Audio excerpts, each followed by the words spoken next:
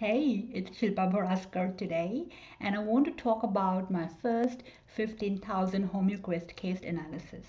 So, I just logged into my HomeoQuest files a few minutes ago, and I just noticed I personally logged 15,093 analyses to be exact on the HomeoQuest software since I started using it for the very first time. And I thought I should shoot a quick video for you and share what I have learned from all these 15,000 cases. So it all started back in September 2000. So Atul and I were just married then, and I had moved to a small city called Nasik in the western part of India. Now, it was my first day at a rural clinic, and I was really excited. I was inspired by the impact I could have on these farmers and their families, and I started thinking of all the tools and all the resources that I would need to best help my patients there. And I clearly remember the conversation I had with Atul that evening. I was speaking really excitedly about how really good source books written by practitioners that worked at the grassroots was what I needed. I wanted every rubric they confirmed from cured cases in their clinics at my fingertips. People like Bonninghausen and Clarkey and Borger and Boricki, and basically I wanted access to all the database that these masters of the past who worked with physicals and pathological diseases successfully, I wanted to access it in my rural clinic. And then I was really thinking aloud, right? When I said, you know what, I need a program that helps me land on the right rubric in less than a minute. Because that's the time I have. I have to make those on the spot prescriptions. I really wanted a program that does not come in the way between my patient and I. Because you see, I seriously struggled with technology. I've done it all my life, but I spent hours fiddling my way around those features and windows and buttons before I could get anywhere remotely close to the rubric or the remedy in the programs I used in my college clinic. I confessed my dream software would be something where I could just type my patient's keywords and the most well indicated remedies should appear magically on my screen. Now, that was back in 2000. There was simply nothing available then that I could, make those on the spot prescriptions with my patient right in front of me. Not after hours, not after they're gone, because there was just no time. And then I remember the very next day when I was leaving for my clinic, Atul came at the door and said, "What if I could make your dream software for you to help your people?" So that was really the beginning of our HomeoQuest journey and our quest for creating the most user friendly software in the world. So even like the most technically challenged practitioner like me could use it effectively. That was the challenge. And now here we are, almost 16 years later, my personal 15,000 plus case logins so far, and I've not counted but hundreds of thousands of logins from 10,000 practitioners and students in my HomeoQuest network. And it's been awesome. It's really built my practice, my students' practice, and my presence. It has had an incredible impact on our patients in a big way.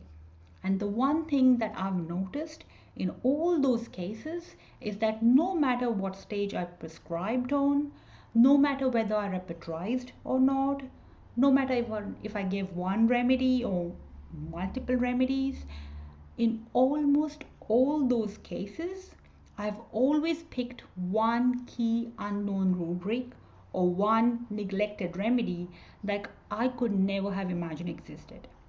And that remedy has played a key role, a significant role in that patient's success.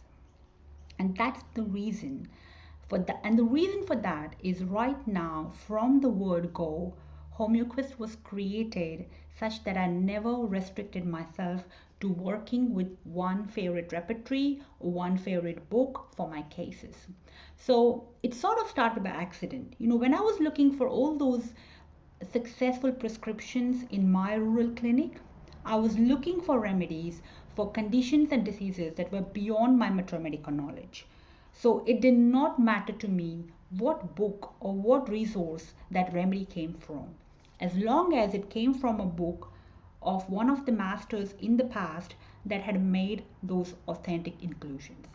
So eventually, Atul created three powerful search engines that churned this entire database for my patients' keywords, no matter where they were hidden in those thousands of rubrics and remedies.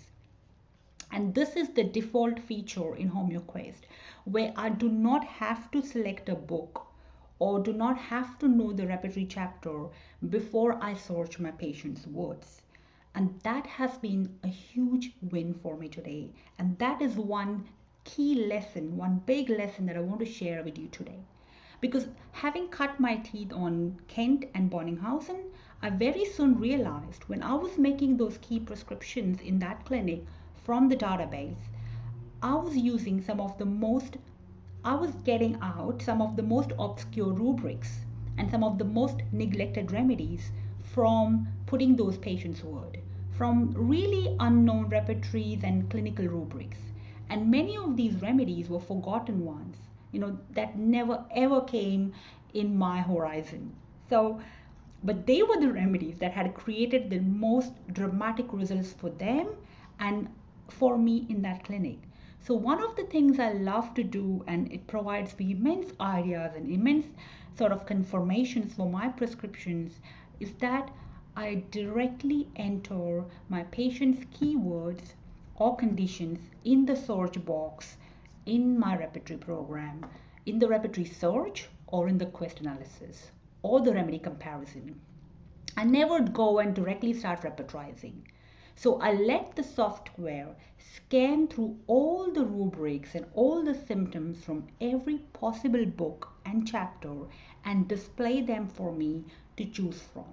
So this has sort of become a ritual for me. And I'm not saying this is the right way for everyone, but it works for me. It works for my students. It works incredibly well for every on-the-spot prescription that I have made in the clinic with the patient sitting in front of me. And consistently doing it for so long has been the winner, because now I know exactly what types of rubrics can be found in what sort of repertories and books.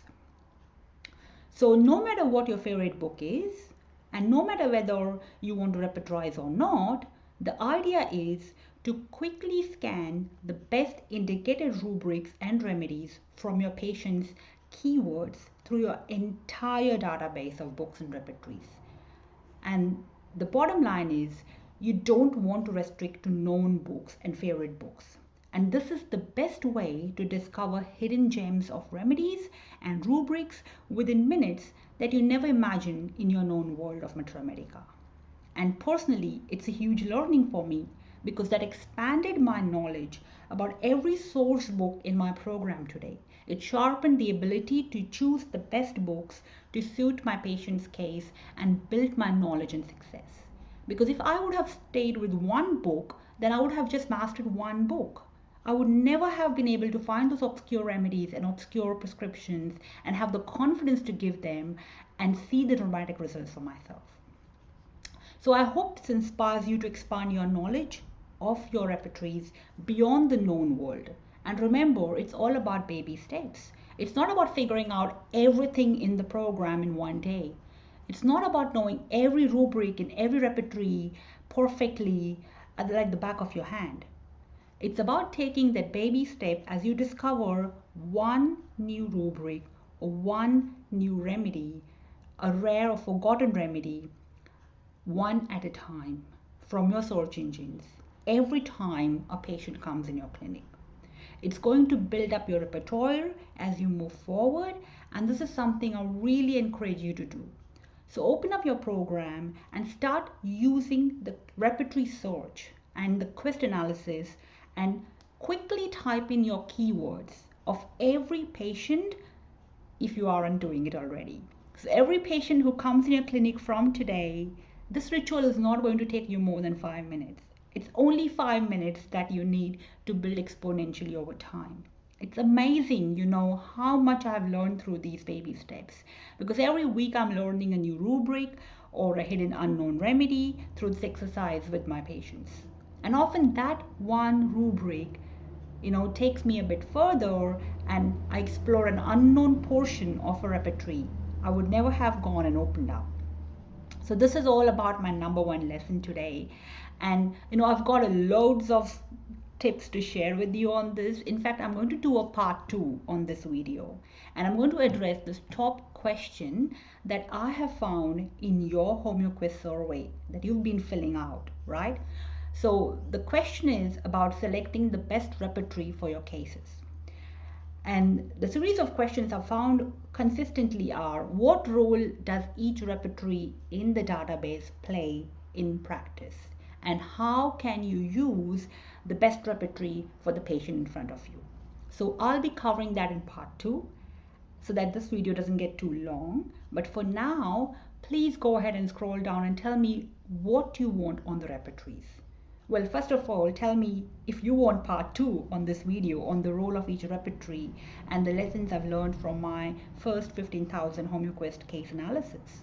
So give me a reaction, give me a thumbs up, a thumbs down, doesn't matter, but it's been really awesome to get those 15,000 case logins and find that success through the HomeoQuest analysis. And it's awesome to have you on this journey with me and awesome to have you in this HomeoQuest ride. So thanks for coming along that ride.